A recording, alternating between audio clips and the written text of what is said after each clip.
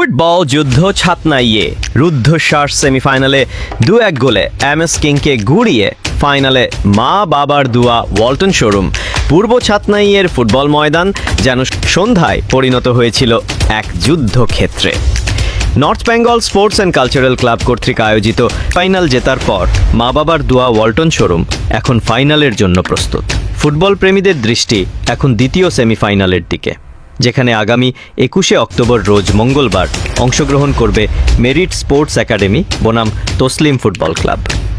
সেখানে নির্ধারিত হবে ফাইনালে সুমনের দলের শিরোপা প্রতিপক্ষ কে হতে চলেছে। দলের সেরা তারকা সুমন ইসলাম একাই তিনি প্রতিপক্ষের জালে দুবার বল জড়িয়ে দেন। তার প্রথম গোলটি ছিল যেমন ক্ষিপ্র, দ্বিতীয়টি ছিল তেমনি কৌশলপূর্ণ, যা প্রতিপক্ষের রক্ষণভাগকে ভেঙে চুরমার করে দেয়। তবে হাল ছাড়েনি এমএস কিং। দলের পক্ষে ব্যবধান কমানোর গোলটি করেন ফরিদ।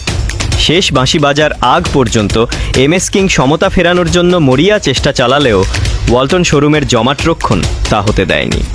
মাঠ জুড়ে তার দৌরাত্ম্য, লক্ষ্যভেদী শট এবং দুটি মহামূল্যবান গোলের সুবাদে ম্যাচের সেরা খেলোয়াড়, ম্যান অফ দ্য ম্যাচ নির্বাচিত হন সুমন ইসলাম।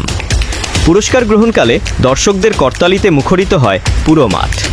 এদিনের জমজমাট সেমিফাইনাল খেলা দেখতে মাঠে হাজার হাজার দর্শকের ঢল নামে।